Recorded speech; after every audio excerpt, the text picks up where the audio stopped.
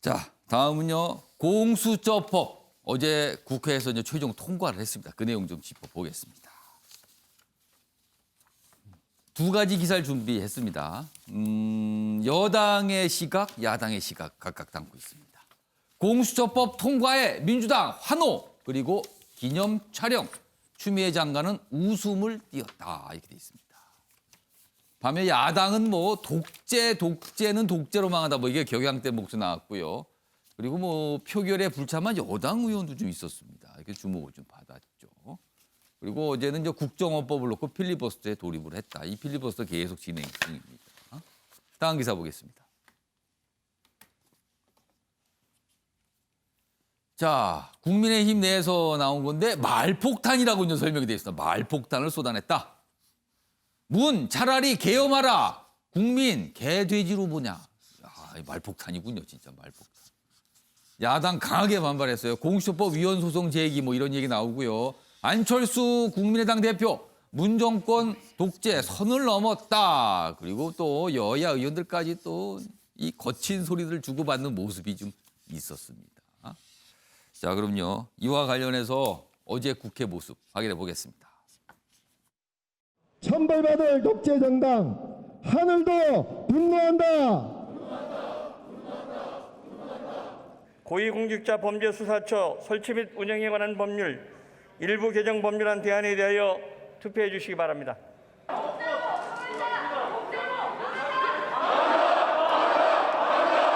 투표 결과를 말씀드리겠습니다.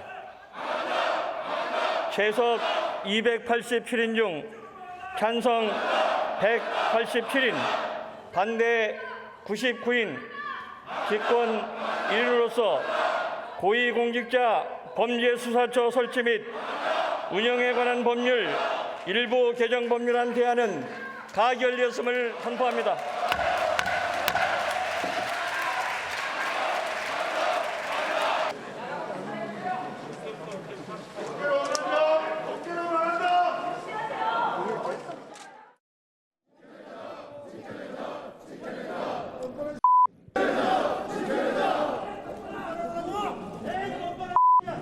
위선적 들어오는데 누가 뻔뻔하기라고 욕한 거야? 뻔뻔하긴 하지, 뻔뻔하긴 하지. 가. 11일 오후 국회 본회의에서 공수처법이 통과됐습니다. 검찰개혁의 8부 능선을 넘었습니다. 더불어민주당은 좌고우면하지 않겠습니다. 권력기관 개혁에 더욱 박차를 가하겠습니다. 공수처법 통과는 특권과 반칙을 없애고 나라다운 나라로 나아가게 하는 역사적인 이정표가 될 것입니다. 참으로 참담하고 분노가 치솟는데요. 개정 과정은 국민을 개돼지로 보지 않는다며야 어떻게 이럴 수가 있습니까? 자신들을 향해 다가오는 부정비리에 대한 수사를 막기 위해서 이런 조치를 취하지만은 이 공수처법 개정안으로 문재인과 민주당 정권이 폭망의 길로 드디어 시동을 걸었다고 확신하고 있습니다. 자, 다양한 장면 통해서 어제 국회 상황 보셨죠? 험악한 거죠. 서로 여야가 좀 격하게 충돌하고 있는 상황입니다. 자, 법은 통과됐고요. 공수처 출범하게 됩니다. 그럼 그 공수처, 과연 그 역할은 무엇이고 어떤 의미를 갖는 것인가? 기사가 있습니다. 검찰 개혁의 도구냐? 친정권 도구냐? 한 끗 차이 공수처다. 한 끗 차이로 다르게 볼 수 있다는 거예요. 이 한 끗이 여기에 등장을 하는군요. 여기 보면 검사 25명, 수사관 40명의 거대 조직이다. 수사기관이죠. 검경이 수사직인 사안에 대해서 우선권. 그러니까 이첩 요구. 그 사건 우리가 하겠습니다 하라면 넘겨줘야 되는 겁니다. 이첩 요구 강행에 굉장히 강한 권한을 갖게 된다는 거죠. 그리고 대통령, 총리, 판사, 검사뿐 아니라 3급 이상 공무원까지 수사 대상이다. 퇴직을 하더라도 현직 때 범죄라면 수사 대상에 오르게 되는 겁니다. 막강한 힘을 갖고 있다. 이렇게 좀 설명이 돼 있죠. 자, 이 공수처 과연 역할과 의미는 무엇인지 지금부터 좀 짚어보겠습니다. 장윤민 변호사는 공수처 무엇입니까? 저 검찰의 정상화를 가기 위한 필수적인 기관이라고 생각합니다. 예. 유례가 없는 그 기소권을 독점하고 있는 검찰 조직. 최근에도 검찰 개혁의 열망이 상당히 높아진 상황 속에서도 검찰이 내부 검사들에 대한 수사에 대한 결론을 어떻게 냈습니까? 김봉현 씨로부터 접대를 받은 검사들 뇌물죄로는 기소하지도 못했고 굉장히 좀 복잡한 셈법을 가지고 김영란법에 의하더라도 그렇습니다. 처벌을 하지 못한다고 했습니다. 어. 이걸 가지고 상당히 논란이 되고 있고 검찰의 수사 결과에 대해서 공감대를 형성하지 못하고 있는 이런 국면들. 공수처라는 것이 출범함으로써 검찰 스스로를 견제하지 못했던 이런 역사를 바로잡고 앞으로 검찰이 좀 더 건강하게 나아갈 수 있는 그런 활로로 또 모색이 될 수 있는 부분이 분명히 있습니다. 지금 공수처에 대한 우려들, 이게 정권의 입맛에 맞는 수사 기관으로 전락하는 거 아니냐, 예. 이런 논란을 안고 출범하는 것은 분명히 있습니다. 뭐 정의당이나 다른 기타 당에서 이걸 또 민주적 통제할 수 있는 기타 입법들을 앞으로 논의해 나가겠다고 한 이상 이 출범 자체에 이의를 다는 것은 지금 시점에서 온당하지 않다고 생각합니다. 최인영 변호사는 많이 쓰셨어요. 네. 무려 4줄을 쓰셨습니다, 지금. 자, 할 말이 공수처는 많은데요. 무엇인지 설명해 주세요. 그렇습니다. 공수처가 공수부대냐? 처리를 하는데 그렇게 중요하다고 하면서 무슨 공수부대 작전하듯 처리를 하느냐? 예. 이 부분이 있지 않습니까? 그래서 지금 야당 같은 경우에는 그 절차에 대해서 그 어떻게 보면 민주당의 폭거다라고 얘기를 하고 있고 거기에 이제 국회 그 중앙회관에서 근조를 올리고 있는 그것이 예. 바로 그것이고요. 예. 더불어서 지금 여기 검찰 개혁 도구냐 아니면 친정권 도구냐 했는데 예. 만약에 이게 예를 들어서 공수처 수사 1호가 예를 들어서 여당 내지 여권의 핵심을 겨누고 있다라고 한다고 하면은 그건 검찰개혁 도구가 될 겁니다. 왜냐하면 그게 검찰의 중립성을 얘기하는 것이기 때문에. 예. 그렇지만 지금 뭐라고 나오죠? 여당에서는 공수처 수사 1호는 윤석열이다라고 대놓고 얘기하지 않습니까? 아. 그것은 결국 친정권 도구가 아니냐. 한마디로 공수처라고 써놓고 정권 비리 무마처라고 읽는 것이 아니냐 하는 것이 바로 야당과 시민사회에서 제기하는 의문의 핵심이라고 봅니다. 공수처라는 걸 안 쓰고요. 두 분 답만 보시면 아 다른 기관, 다른 조직을 말하는구나 이렇게 볼 수도 있을 것 같습니다. 이 내용을 전혀 모르시는 어떤 분이 딱 봤을 때 이 기관과 이 기관은 다른 거네 이렇게 말씀하실 것 같습니다. 지금 방금 최인영 변호사가 이 설명 끝에서 좀 언급하셨는데 과연 공수처 수사 대상 첫 번째 누가 될까 이런 기사도 있습니다. 오늘. 공수처 1호 수사 윤석열 견우나. 윤석열 총장의 판사 문건, 그러니까 판사 사찰 의혹이죠. 이게 수사 대상에 또 올라가는 거 아니냐. 그리고 또 울산 선거 뭐 원전 관련된 것도 있죠. 이런 내용들. 이런 것도 또 가는 거 아니냐. 이런 거는 강제 이첩을 받아서 뭐 별다른 진척이 없을 수도 있다. 뭐 이런 거. 아까 최인영 변호사가 무슨 무마처 뭐 이런 거에 이 맥락인 것 같습니다. 지금. 자, 이 얘기 좀 해보겠습니다. 장윤희 변호사. 네. 공수처 1호 수사 윤석열 총장일 가능성, 이 가능성이 있습니까? 저는 여권에서 언급하는 게 운을 떼는 게 아니라 이제 윤석열 총장에 대한 어떤 반감을 그냥 드러내는 어떤 수단으로 정치적 반감. 수사로 이야기하고 있는 그런 거에 불과하다고 생각을 합니다. 실제로 공수처 수사 1호가 윤석열 총장이 된다면 이게 표적 수사다, 정치적 수사다라는 논란에서 정치권에서 네. 엄청난 논란이지 않겠어요? 어떻게 자유로울 수 있겠습니까? 예. 다만 지금 윤석열 총장도 수사 대상이고 이 부인에 대해서도 뭔가 이 의혹에 대한 검찰이 수사를 진행 중인 부분이 있는데 예. 이 수사 결과에 국민들이 납득을 할 수 없다면 그렇다면 또 어떤 국면으로 흘러갈지는 좀 지켜봐야 될 것 같습니다. 아무튼 이 기사가 며칠 전부터 1호가 누군가 참 이게 참 여러 가지 생각을 하게 만드는 기사입니다. 사실은요. 이 부분이. 그리고 만약에 이런 모습이 진짜 나타난다면 이거는 엄청난 논란이 될 수도 있을 것 같기도 합니다. 자, 이런 가운데 어제 공수처법 국회 본회의장에서 다들 표결을 했죠. 그런데 여당 의원 한 분께서는 그 자리에는 있었어요. 그러나 뭔가 이렇게 단추를 누르지 않았습니다. 뭐 기권도 아니고 표결한 것도 아니고 뭐 재석신 그 표시도 안 해서 그냥 참석을 했으나 표결하지 않은 상태가 된 거죠. 뭐 이걸 뭐라고 표현할까요? 뭐 기권은 아니고요. 뭐 내용 좀 보겠습니다. 여당 조응천 표결 불참입니다. 그렇습니다. 본회의장에 있었지만 표결에 대해서 어떤 움직임을 하지 않은 거죠. 그리고 정의당 장의원은 기권. 왜냐하면 정의당은 어제 전체적으로 당 차원에서는 그 공수처 필요하다는 쪽으로 이 목소리 좀 냈거든요. 그런데 기권을 한 거죠. 자, 검사 출신 조. 내가 이렇게 표결 불참한 거 뭐 징계라도 감수하겠습니다. 책임지겠습니다. 묻는다면 뭐 이렇게 입장 냈고요. 그러자 여당 게시판 제명하라. 제명하라 비판, 그러니까 징계하라는 거죠. 이런 비난이 쇄도했다는 거. 그리고 장혜영 의원은 기권의 이유를 이 개정안 민주주의의 원칙을 훼손한 거다. 이거 절차에 문제가 있습니다. 민주주의 절차 이거 따른 거 맞습니까?라는 얘기를 했습니다. 자, 그럼요. 조응천 의원의 이야기 좀 들어보겠습니다. 가게야지. 의원님 안 하신 이유가 뭐예요? 안 하신 이유가 뭐예요? 아니 뭐 그동안의 입장에 부합되는 거죠 그게. 불참이 아니고, 기권한 거지. 그러니까 사실상의 찬성 의사를 그러니까 뭐 제가 다 감당을 해야 되는 거죠 뭐. 혹시 이종훈 평론가.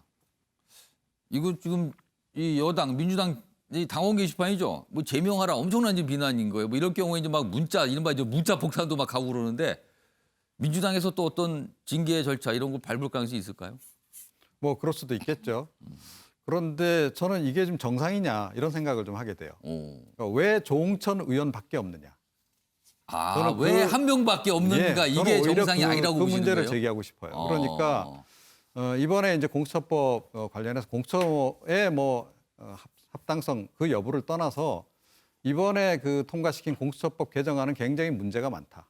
이렇게 좀 생각을 해요. 그러니까 어떤 당이든 집권 여당이 되면 뭐 공수처는 그야말로 자기 수하에 놓고 그냥 제멋대로 할 수 있는 그야말로 정권 비리 관련한 수사를 다 뭉갤 수 있는 그런 그 지금 조건을 만드는 거거든요. 지금 당장 민주당 입장에서는 급하니까 지금 이렇게 하는 것 같은데 나중에 야당이 되고 나면 똑같이 본인들이 지금 이제 당할 수도 있는 그런 그 지금 상황을 만들어낸 거다 스스로 손으로. 저는 그 부분이 좀 납득이 안 가는 거예요. 그러니까 사실 따지고 보면 그러니까 이번에 국민의힘 쪽에서 또 지금 성토는 하지만 내심 이거 뭐 그대로 통과시키더라도 관계없다라는 생각했을 겁니다. 왜? 자기네들이 나중에 집권한 다음에 그러니까 지금 문재인 정권에서 있었던 여러 가지 권력형 비리 자기네들 손으로 이렇게 다 처리할 수 있다라고 생각하기 때문에 그런 겁니다. 자기네들도 그때 가서 폭주하면 된다. 이 생각을 하는 거죠. 그러니까 이 여야 불문하고 지금 그런 속셈들이 지금 작용을 했는데 결과적으로 그 피해는 누가 보게 돼 있느냐? 국민들이 볼 가능성이 굉장히 높은 거죠. 그러니까 원래 공수처를 만들려고 했던 취지가 뭔가요? 그러니까 권력형 비리가 실제 그 정권 하에서는 잘 이루어지지 않기 때문에 그래서 검찰이 정책 중립이 자꾸 좀 훼손이 되면서 어떻게 보면 살아있는 권력에 대해서는 수사를 못하기 때문에 만들려고 하는 게 공수처였어요. 그러면 공수처는 수사 대상 1호가 뭐가 돼야 되냐면 살아있는 권력에 대한 수사가 1호가 대상이 되는 게 이게 맞는 거예요. 예. 자, 그런데 지금 상황은 그렇게 가느냐. 오히려 지금 뭐 엉뚱한 방향으로 지금 이야기가 다 흘러나오고 있는 그런 그 상황이다. 자, 그래서 저는 이거 좀 국민적인 관점에서 이 문제는 절대로 그냥 넘어가서는 안 될 문제가 아닌가 이렇게 생각합니다. 그러 교수님. 그러니까 조응천 의원은 뭐 별다른 이유는 설명하지 않았어요. 그래서 뭐 내가 하는 행동에서 책임지겠다. 당에서 책임을 묻는다면 감내하겠다. 이런 입장. 그리고 장혜영 의원은 이건 절차, 민주주의 절차에 좀 문제가 있습니다. 이러면서 기권했습니다. 저는 뭐 조응천 의원의 어떤 행태는 저는 이해가 가요. 그러니까 뭐 검찰 출신으로서 준거 집단이라는 검찰이라는 집단의 어떤 권한을 약화시키는 결정적인 조직이 사실 공수처잖아요. 거기에 동의를 안 할 수 있는 거죠. 그런데 이제 그 부분에 관해서 뭐 기권 뭐 찬성 반대 뭐 이런 거 표시를 안 했어요. 뭐 이런 거 갖고서 당에서 뭔가 불이익을 준다는 것도 저는 적절치 않다고 보고요. 또 문제다 그렇게 된다면. 네, 그러니까 그냥 놔두면 되는 겁니다. 거기 뭐 이상하다고 생각하지 않고 오히려 이제 장혜영 의원 같은 경우에 뭐라고 얘기를 하면서 기권했냐면 민주주의 원칙을 훼손한다. 민주주의 원칙이 어떻게 훼손이 됐나요? 7명 중에 6명이었던 거를 7명 중에 5명으로 낮춰 절대 다수입니다. 이것이 민주주의 과반수만 넘어도 민주주의가 선택이 결정이 되는 것인데 무엇을 민주주의 기준으로 보고 있는지 그래서 무엇이 훼손이 됐는지 그리고 아까 뭐 이종근 지금 이 평론가님 말씀하셨지만 이것이 6명에서 5명으로 이제 사실 줄어든 것이 부메랑으로 돌아와서 뭔가 문제가 되는 것처럼 또는 뭐 지금의 여건이 이제 나중에 가서 피해를 본다. 그러면 지금 여기서 야권 2명, 여권 2명 이렇게 사실은 후보를 추천하거든요. 그러면 여기서 대한변협이 있고 예. 법원 행정처가 있어요. 그렇습니다. 그러면 이분들은 사실상 뭐 그냥 정권의 여당이 누가 되건 그쪽으로 다 간다고 이제 평가를 하시는 것 같은데 저는 그 부분에 동의를 안 하거든요. 그러니까 법원 행정처도 본인의 어떤 뚜렷한 입장에 의해서 예. 후보를 추천하는 것이고 거기에 따라서 선택을 하는 것이고 마찬가지로 대한변협이 뭐 민변도 아니잖아요. 대한변협 굉장히 보수적인 어떤 단체일 수도 있는데 이 부분을 그냥 다 하나의 어떤 예. 여당 중심으로 다 이 모든 것이 결정되는데 하나의 그냥 편승하는 사람들로 치부하는 것 잘못됐다 이렇게 생각합니다. 참 시각이 다르죠. 주시장님께서 여러 가지 이제 분석, 다양한 시각들을 보셨습니다. 자, 다음 내용은 그러니까 공수처가 사실은 어떻게 보면은 저 고위 공무원 뭐 이런 대상으로 하는 거잖아요. 근데 지금 검찰 수사가 하나가 진행인데 이른바 라임 사태와 관련된 건데요. 검찰 출신이면서 정치인인 한 인물 어제 뭔가가 좀 있었습니다. 이겁니다. 지난 10월 김봉현 전 스타모빌리티 회장, 이 라임 펀드 관련된 인물이잖아요. 입장문은 뭐 자필 입장문 이런 게 있어서 거기에 무슨 야당 유력 정치인 뭐 변호사에게 뭐 2억 원 지급했다. 그래서 뭐 은행 상대로 무슨 어떤 로비 뭐 이런 얘기가 있었어요. 그런데 이와 관련해서 수사가 진행이 됐는데 구속이 있었습니다. 윤갑근 국민의힘 충북도당위원장, 전 대구고검장, 검찰 출신이죠. 그러니까 이 주장에 대해서 여러 가지 수사가 진행이 있었는데 이게 구속이 된 겁니다. 이 사안과 관련해서 도주 증거인멸 우려가 있다. 자, 근데 이 사안과 관련해서 아니 이 라임 사태 관련해서는 여권 인물, 야권이 다 거론되는데 왜 구속은 야권 쪽, 야당 쪽 인물인가? 뭐 또 이런 이의제기, 약간 어떤 뭐 질문들이 좀 나오고 있습니다. 그래서 이 얘기 좀 해보겠는데요. 최인정 변호사, 이 상황이 뭡니까 이거? 그렇습니다. 기본적인 팩트를 한번 얘기할 필요가 예. 있는 것 같은데요. 라임펀드 문제가 있었지 않습니까? 예. 그런데 그것을 라임펀드를 팔던 우리은행이 문제가 있었는지 더 이상 팔지 않도록 했다라는 판매 중단 결정을 하는 거예요.